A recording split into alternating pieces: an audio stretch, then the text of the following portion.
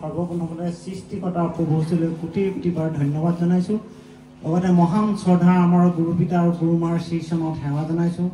আৰু ঈশ্বৰৰ মনোনীত যিমান সৰুবৰ দাস দাসী আছে সকলোকে শ্ৰদ্ধা আৰু সেৱা জনাই মোৰ জীৱন্ত সাক্ষ্য মই দিবলৈ আগবাঢ়িছোঁ।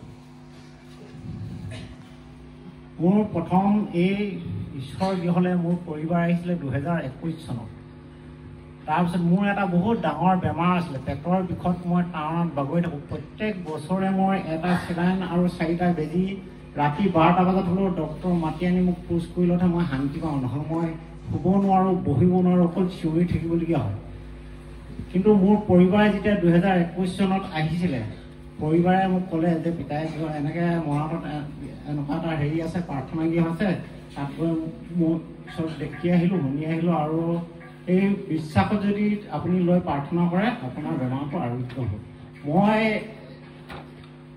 এই পবিত্ৰ নামঘৰলৈ নহাকৈ মোৰ সেই আমাৰ পৰিবাৰে যিটো কথা ক'লে সেই বিশ্বাসত লৈ প্ৰভুৰ গুণানুকীৰ্তন কৰি মই প্ৰাৰ্থনা মনত আত্মাত হৃদয়ত লৈ প্ৰাৰ্থনা যেতিয়া কৰিলোঁ, মোৰ সেই আজি 4 বছৰ হ'ল মোৰ কোনোদিন সেই বেমাৰ হোৱা নাই। পেটৰ বিষৰ কাৰণৰ পৰা মই আৰোগ্য পালোঁ।